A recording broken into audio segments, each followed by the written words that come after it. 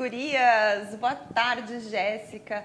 Boa tarde, Andréia. Boa tarde, telespectador. É um prazer enorme estar aqui com vocês. Bem-vindo, Diego. Boa tarde, Cláudia. Obrigado pelo convite. É um prazer ter o Diego aqui conosco na estreia do meu quadro. E a gente vai ter muitas curiosidades para falar sobre psicologia. O Diego é psicólogo clínico e psicólogo do esporte. Né, Diego? Isso. O que é psicólogo do esporte? É uma área nova, é uma área que está entrando no mercado e que muito poucas pessoas conhecem e sabem que podem utilizar o psicólogo para fazer um esporte, para se organizar. Como funciona? Verdade, né, Cláudia? Então, o que é a psicologia do esporte, né? Primeiramente, obrigado pelo espaço, tá? Para trazer um pouquinho dessa informação que realmente é bastante nova, né? Sim. Então, quando a gente pensa em psicologia do esporte, fica muito esse questionamento. O que é a psicologia do esporte, né? O que o profissional psicólogo do esporte faz de diferente do psicólogo clínico? Outros, sim. Né? Então, a psicologia do esporte, ela é uma área bastante nova ainda, né? Uhum. Principalmente no Brasil, ela ainda é não tão utilizada. Porém, fora do Brasil, né, grandes clubes, atletas, né, de alto rendimento utilizam muito já da psicologia do esporte, de fato, como um diferencial, né? E hoje, pessoas comuns te procuram? Sim, né? A psicologia do esporte, o psicólogo do esporte, ele vai desenvolver de fato esse olhar para o contexto do esporte. Então, a gente vai atuar trabalhando com atletas desde atletas de alto nível, né, de alto rendimento, até mesmo com pessoas normais, né, uma pessoa com pessoas comuns. Exatamente. E a gente tem duas perguntas muito legais de pessoas comuns para tirar algumas dúvidas. Roda lá. Oi, eu sou a Vanessa, eu gostaria de saber se a atividade física faz aumentar a autoestima. Olha aí, Diego, atividade física faz aumentar a autoestima.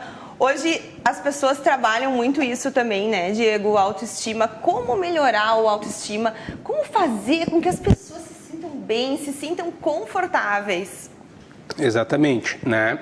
Então a autoestima, né, Cláudia? Quando nós pensamos em autoestima, eu penso que a maioria das pessoas visualiza de frente para o espelho, né? A autoestima ainda ela está muito associada. Espelho, né? Exatamente.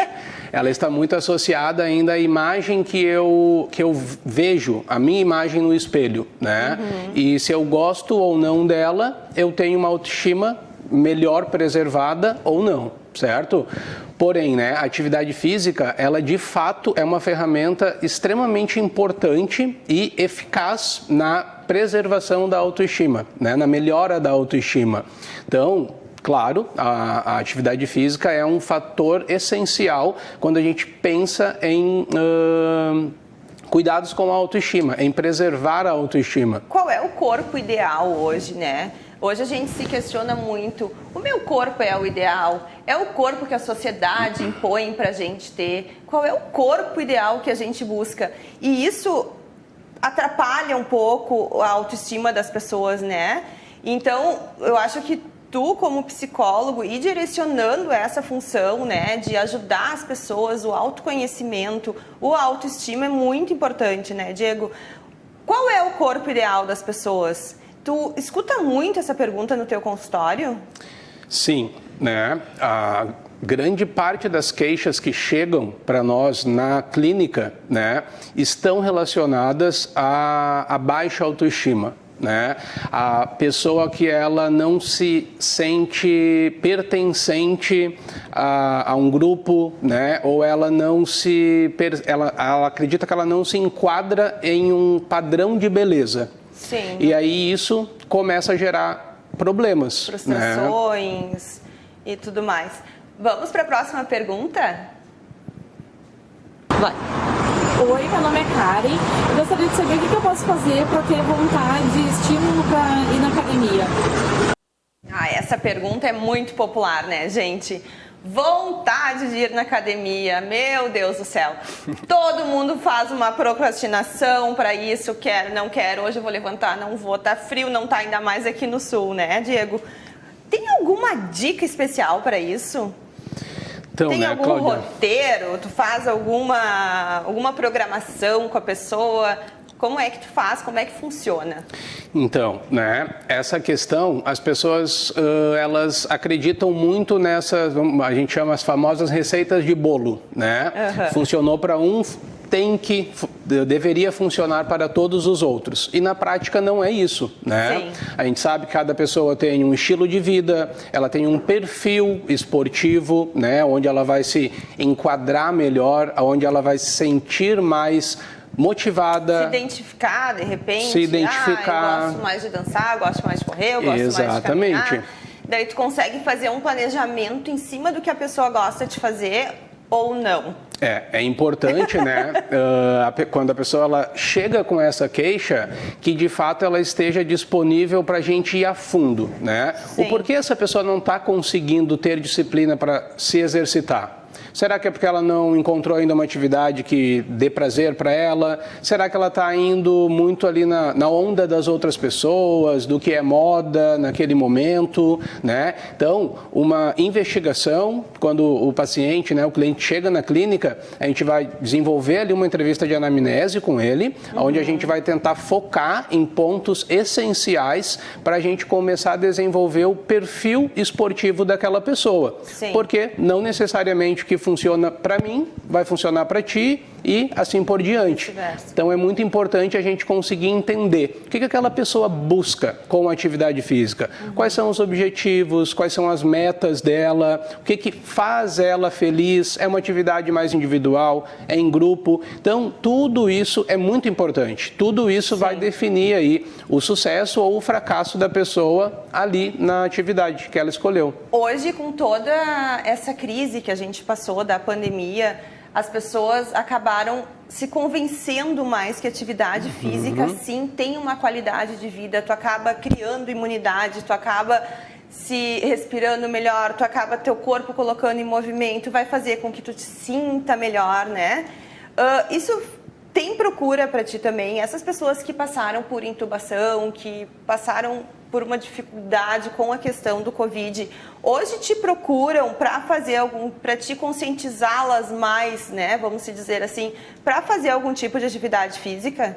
Sim, a pandemia ela abriu os olhos aí da população no geral, né? Então hoje a população está muito mais consciente de que a atividade física é essencial para a qualidade de vida, né? E sim, o pessoal vem para a clínica, né? Hoje aí com a pandemia a gente teve um número extremamente crescente de ansiedade, né? De depressão. Então a atividade física é uma ferramenta extremamente eficaz e importante para que a gente vá fazendo esses ajustes no estilo de vida da pessoa. Então é muito importante que a pessoa ela tenha essa consciência e investigue a fundo o porquê essa minha relação com a atividade física ela se dá dessa forma. Será que eu estou num processo onde eu estou me auto-sabotando, né? Então, isso é muito importante, né? Exatamente. E aí o psicólogo do esporte ele vai ajudar então a pessoa a entender, né? Que crenças existem ali no processo cognitivo dela que muitas vezes limitam ela a buscar e a seguir em frente os objetivos dela em relação à saúde, né? Física, mental, a saúde como um todo. Então o psicólogo do esporte ele vai ajudar e auxiliar desde o atleta de alto rendimento até pessoas comuns que querem praticar uma atividade física, mas que tentam, começam, desistem ou estão sempre naquele processo de procrastinar. Então, dentro do setting terapêutico, né, a gente vai fazer esse acolhimento, vai buscar entender quais são as necessidades de fato daquela pessoa e conscientizar ela também. Que crenças existem que estão limitando ela? Através de que modos de funcionamento ela está enfrentando a atividade física? Às vezes ela está num processo ali muito evitativo, às vezes ela está mantendo uma crença de que a atividade física não é legal, que não é para ela, que é impossível, né? E às vezes ela também está ali, ela inicia uma atividade física num modo de enfrentamento que a gente chama hipercompensador, ou seja, aquela pessoa que nunca fez atividade física ou que está muito tempo parada e quando ela volta, ela quer começar num nível muito avançado. E aí ela está então num modo... Acaba até se frustrando porque acaba não conseguindo atingir esse pico e diz, não vou de novo, vou ter que começar de novo, vou recomeçar, né? Exatamente. Eu acho que isso acontece muito com atletas de alto nível, né? Hoje, acho que a maioria de vocês sabem que atletas de alto nível têm um psicólogo que acompanha por causa do alto rendimento, por causa dos altos treinamentos, por causa principalmente de competições, né? Atletas passam por frustrações de estarem no topo da carreira e ao mesmo tempo estarem medianos e estarem lá embaixo. Esses atletas de alto nível, eles sofrem muito? Sim. Até ano passado aí a gente teve, né, o caso da Simone Biles, né, aonde ela desistiu ali em uma competição lá de extremamente alto nível, né, não era o momento mais adequado para tomar a decisão de abandonar ali, né? Então é isso que a gente busca quando a gente trabalha com atletas de alto nível, conscientizar ele através de que modo de funcionamento, que modo de enfrentamento aquele atleta ele está visualizando a carreira dele, as competições, né? Então, no caso ali da Simone Biles, né, o que a gente viu foi um modo de enfrentamento hipercompensador, condicionado por um esquema mental de autossacrifício, né? Então a atleta ali, ela já estava em uma exaustão mental e física, mas sem a consciência do momento de parar, de buscar essa ajuda de fato mais focada no mental dela. Porque a gente vê um confronto aí, né? A atleta trabalha muito endorfina, a atividade física deixa o corpo completamente enlouquecido, né? Hoje a gente vê também muitos atletas de alto nível se aposentando mais cedo, se aposentam e retornam às quadras, retornam aos estádios, aos campos de futebol. Eles acabam, parece que não admitindo que deu, né? O corpo pede para voltar, o corpo reage de uma maneira diferente. Exatamente, né, Cláudia?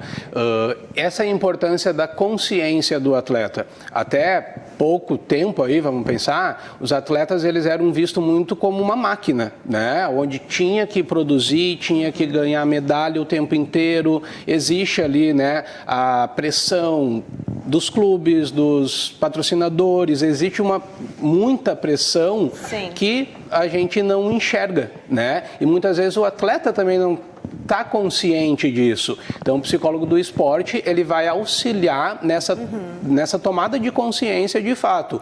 Esses modos que eu estou agindo, o atleta, ele está agindo através de um modo que vai funcionar por muito tempo, ou eu vou chegar lá no auge da minha carreira, em uma competição extremamente importante, e eu entendo que foi o meu limite e aí, né, não funcionou. A gente tá com umas perguntas no YouTube. Vou fazer. O Diego pergunta: atletas de alto nível que sofrem com a frustração da perda, como você trabalha isso? Então, isso é muito interessante, né, Cláudia? É muito importante de trabalhar o atleta para isso, né? O atleta ele precisa trabalhar também visualizando as perdas, né? Muitas vezes ele tem aquela questão de trabalhar o atleta sempre para se motivar muito, para buscar muito, para visualizar só lá a medalha, só o pódio, né? Isso vai já aumentando. É trabalhado com o desenvolver da pesquisa de vocês, vocês já começam a trabalhar desde o início a frustração, é isso que acontece? A aceitação, né, Cláudia? A aceitação de que aquilo é uma probabilidade, uma possibilidade de que possa vir a acontecer também e que o atleta ele precisa então estar consciente do todo e não somente lá da chegada no pódio, do ganhar a medalha, de estar em primeiro lugar. Então isso diminui, né, a frustração perante a perda. Então o atleta trabalhado dessa maneira, ele vai ter uma vida mais saudável no esporte. Que bom, Diego. São muitos assuntos, né? E claro, eu quero perguntar para as minhas amigas que estão no outro estúdio, André e Jéssica. O nosso papo com o Diego, a gente fica aqui até amanhã conversando, porque é um assunto que vem muitas perguntas. E vocês, gurias, tem alguma pergunta por aí?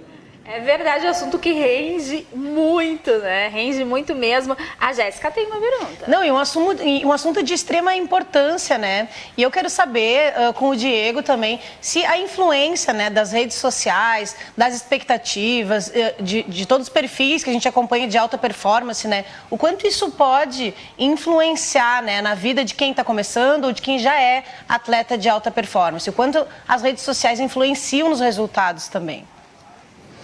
Hoje as redes sociais aí, né, elas nos trazem muito benefícios, mas é importante a gente estar muito atento para elas. Nós, né, pessoas comuns aí, assim como os atletas de alto rendimento também, né? Então, é esse processo de se comparar o tempo todo. Eu sempre gosto de chamar a atenção dos atletas para a questão ali, de não ficar nesse processo de se comparar, de que eu preciso ter ser você. Exatamente. Viver, eu digo. Exatamente. Ter qualidade de vida.